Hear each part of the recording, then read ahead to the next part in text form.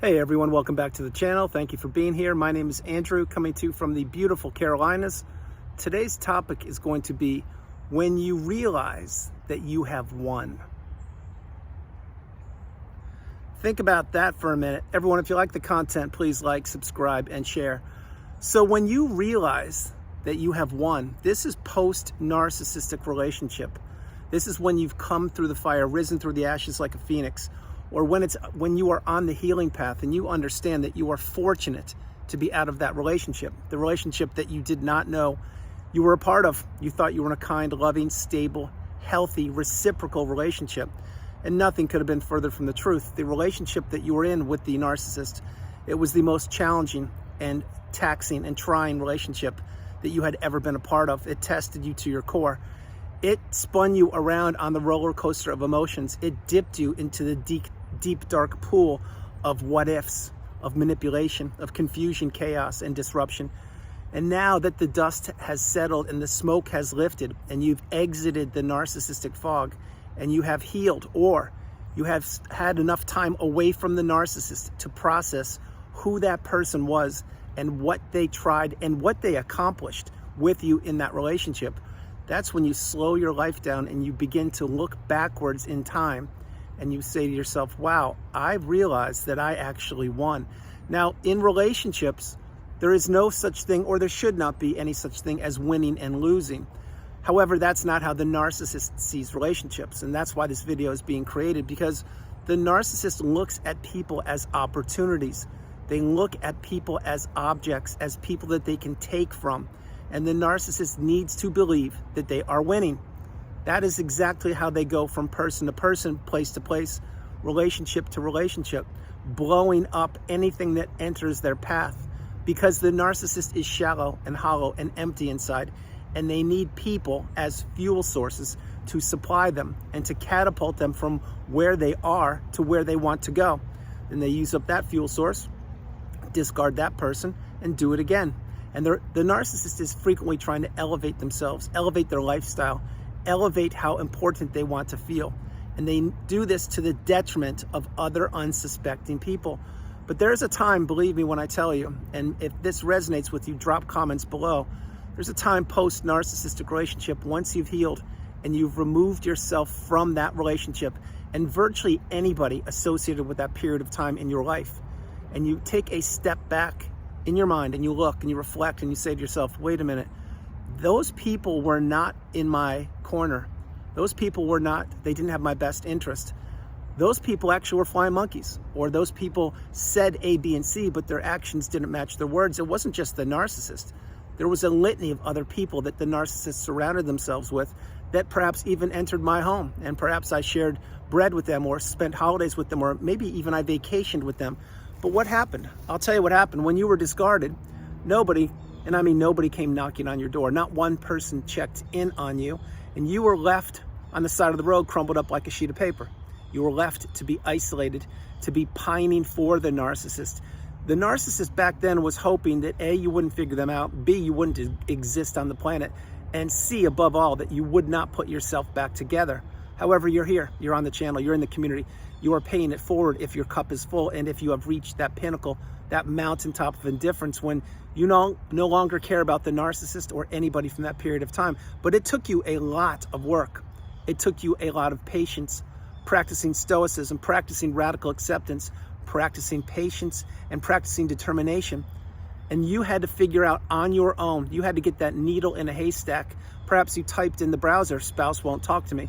Perhaps you were on YouTube watching videos that led you down the path, and one day you figured out, oh my gosh, here's a narcissistic video. This education resonates with me, it rings true. This is my ex in a nutshell. What is this? And perhaps again, you sat back on the couch in disbelief and couldn't wrap your head around what this person was and how it affected you in that relationship for a period of time. Why you were a people pleaser, why you were a yes person, why you were an empath, why you gave to a fault. You did that because you fell for the mask. You were in a toxic, challenging, narcissistic relationship, most likely, and the narcissist portrayed themselves to be aligned with you. They buddied up with you. They got closer to you. They made you believe in the mask and perhaps even fall in love with them. Maybe you had kids with them, started a business, relocated, put the house under their name, loaned them money, There are a litany of things you could have done for them. Maybe you sent them to school, paid their tuition. But all these things culminated in one day, the weight of the mask becoming too cumbersome, and it ended with a thud, a crash, a bang. And then perhaps that's when you were discarded, or perhaps when you realized, wait a minute, I've been experiencing this toxic, poor behavior for months or years, and it is not improving. It's actually getting worse. And this person is taking me for granted. This person is treating me so poorly. This person isn't even around that much anymore. Yet this person wants me to pay the bills, to raise the kids, to go cooking, cleaning, to doing things for them, picking them up, running errands for them. They want an unpaid helper. They want a walking apology. And perhaps your relationship is so broken down that you've gone from romance to roommate, which means you are currently living in the house with the narcissist or a toxic person, but you're not sleeping together. You're sleeping in separate quarters. That is a red flag, I will tell you right now, unless you have some kind of religious belief or it's some kind of agreement that the two of you have. Perhaps one of you is ill or something. But if that happened over a period of time and you don't even communicate with this person any longer, it's a red flag. And I hear this frequently, very, very frequently. But having said that, there's a period of time when you look back and you say, wow, I actually won. And winning, again, it's not a zero-sum game for you.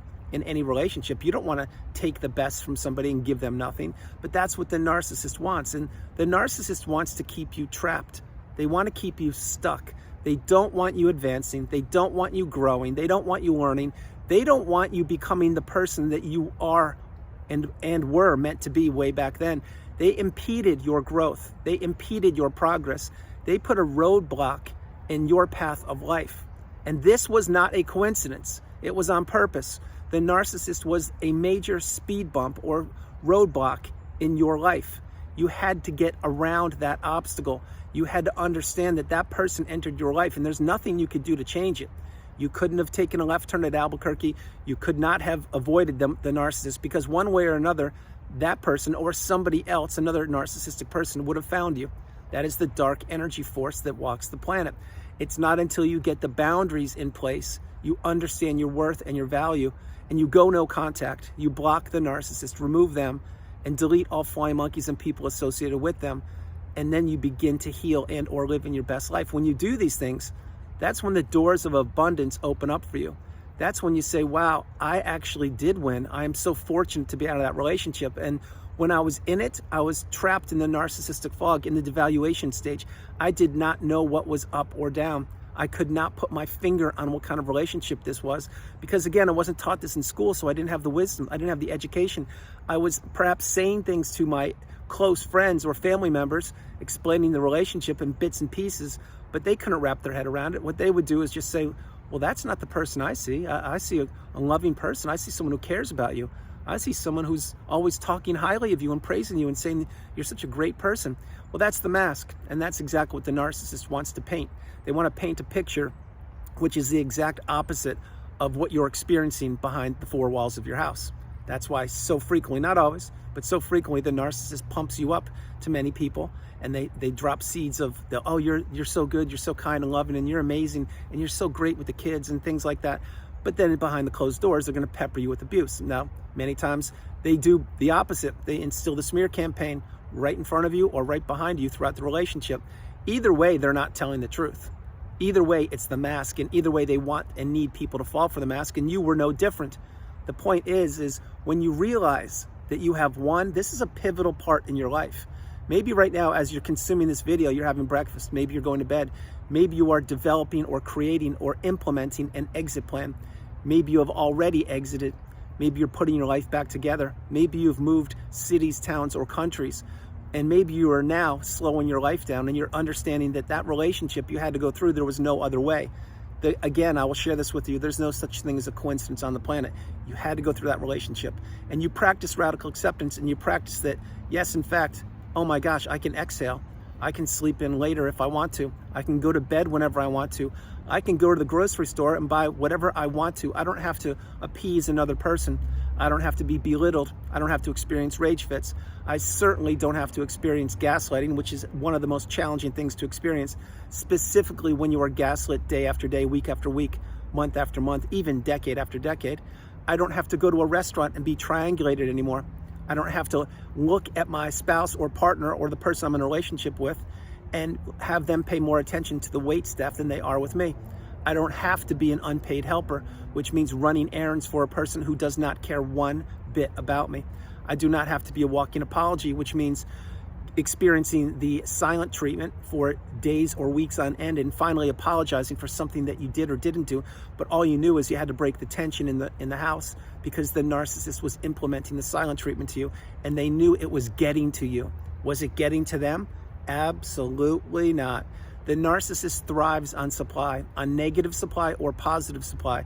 And if you are an empath or a beautiful, bright, shining light, the narcissist really did their best to destroy you and to take away your empathy and to do the energetic switch with you. In other words, they wanted you to be existing in the low vibrational quagmire state where they naturally exist. And they wanted to steal your beautiful, bright, shining light. And they wanted to live up in the abundance, up in the sky, super high, higher than the stars and the moon. That's where you thrive. That's where you live. But the narcissist tricked you and trapped you and manipulated you and stole your energy from you. So that's what the narcissist wanted to do. They didn't want you believing in you. They wanted you believing in themselves. They didn't want you fulfilling your destiny. They wanted it to be impeded. They didn't want you to be separate and be a human being on your own. They wanted you to become an extension of them. They wanted to take your identity. They did not want you to exist. They did not want you to thrive. They did not want you to win. So as I mentioned previously in this video, the narcissist sees things as zero sum, black, white, good, bad, just like that. And your relationship was no different. That's why if they did discard you, they didn't look back. They didn't give you closure. They didn't sit down and have a cup of coffee with you and discuss who they were, what they did to you, and how little they cared about you. No, they slithered away into the darkness onto the new supply, and you were left reeling. You were left isolated, and you had to put yourself back together. But before you did that, you had to find that magic needle in a haystack, which was narcissism, and figure out how that affected you for a period of time. And you did it. That's why you're in the community. That's why you are fortunate. And when you really look backwards, just for a few moments, and appreciate all you have been through in life, including the narcissistic relationship, and then you do not predict the future, but you slow your life down and live in the present moment, and you can reflect back on your experiences from the past, you can really say to yourself, oh my gosh, I am so fortunate. That relationship almost took me down for the count. And believe me, if I had stayed in it longer, it probably would have, but it didn't. Fate, my beautiful, bright energy, something intervened and it removed me from that relationship. And maybe it was me. Maybe I was one of the strong ones and I ended it myself. And I said, I can't tolerate this any longer. I'm leaving. I'm removing myself. I'm going to divorce this person. I'm going no contact. I'm going to do whatever I have to do. When you did that, then you realize, oh my gosh, my energy is returning. My health is returning. My appearance is returning. My network of friends who has all but blown up is being rebuilt. My energy is now better than it has ever been because you faced something that most people don't face. The narcissistic abusive relationship. You've done something most people don't do. You've exited it in one piece. You've accomplished something that most people don't accomplish. You've found that needle in a haystack. You're applying the wisdom and the tools. And yet here's a pivotal part of the video. Look around on your body. Think about in your mind. Understand your emotional energy. Understand your finances and everything. You have scars left, right, and center all over your physical body, in your mind, in your bank account, with the blown up relationships that the narcissist drove wedges between. These scars are mental, emotional, spiritual, financial. They are everywhere around you, physical as well. If you experienced some physical ailments when you were in the relationship, you need to understand that was the weight of the relationship on your shoulders. And the narcissist was pressing as hard as they could so that you would not hold up, but you did. The emotional damage done by these narcissistic relationships is a whole different point, but I'll share this with you. Remember when you were ruminating post-relationship, or even when you were in the relationship, you'd be driving and you'd be thinking to yourself, what's wrong with this? How come I'm always on a yo-yo going up and down? How come I'm always on a hamster wheel? How come I can't get any semblance of normalcy? Why is there always drama? Why is there always confusion and chaos? I don't get it. What's going on? Why can't I just have an average life with my spouse? You can't because you married the narcissist.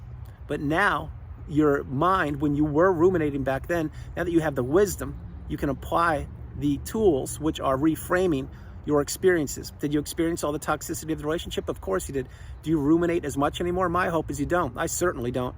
But when I did, I would be thinking to myself, yeah, that was real. It happened. Yes, the narcissist was there. Yes, other people were there. Did they see what I saw? Probably. Are they going to admit that they saw what I saw? Probably not. They'll gaslight me. So I need to use my own memory, and I need to remember that the experiences I went through, they're real. No one can take those away from me. Nobody can tell me something different. No one can paint a picture the way they want to paint it. All of these people from the past, they can say whatever they want, do whatever they want, think whatever they want, act however they want. They weren't in the house with you. They weren't there behind the four walls when you were with the narcissist. They certainly weren't there when you were discarded. So why would their opinion or voice matter now? It doesn't. That's another reason why you win. You see, what happens here is all the scars that you have, perhaps physical, mental, emotional, spiritual, financial, every way possible, these scars are reminders of what once was. They're reminders that you came out of a relationship, a toxic, challenging relationship that did not benefit you. It never did. You were used as a host, and the narcissist was implemented as a parasite. And they took every possible thing they could from you until there was nothing left to take, and until they had the new supply lined up, and then perhaps they discarded you. That's how these cycles usually work. And that is why the narcissist can't give you closure.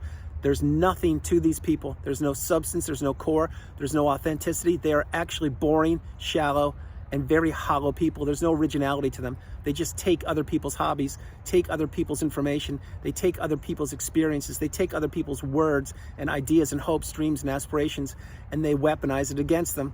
That's why the narcissist can shapeshift. That's why they can change the mask so easily. That's why they never cared about you, and they certainly don't care about the new supply. That's why they care about one person and only one person, and it is themselves. It's nobody else.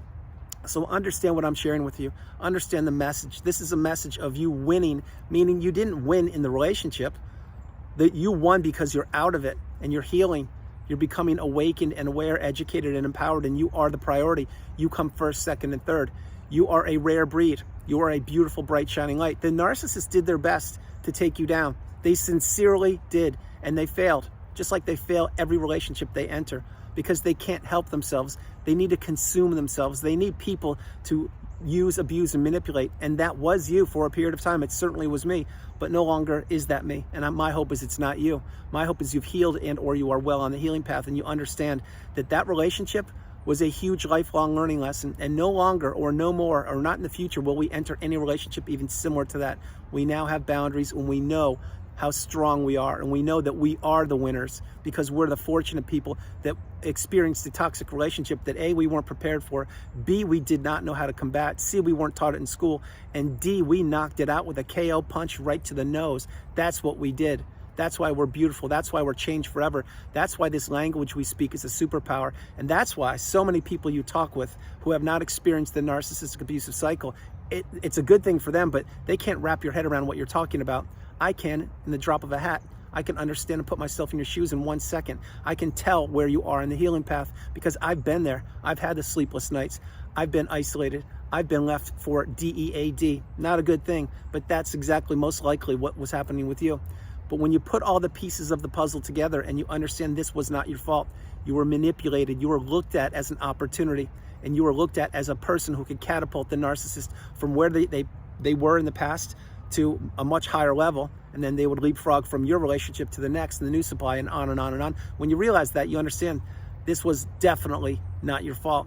You were a kind, loving, stable, healthy person, and the narcissist took advantage of you. And that's what they're doing right now with the new supply. Understand the message. So everyone, that's the video. I hope you liked it. I loved doing it from the beautiful Carolinas. This is Andrew. Namaste. Have a great afternoon, evening, or morning, no matter where you are on the planet. You are not alone. Remember that. You are not alone. I want to share with you, you're a winner. You're a beautiful, bright, shining light. If you have not begun winning today, understand that you are in a good place, or you will be soon.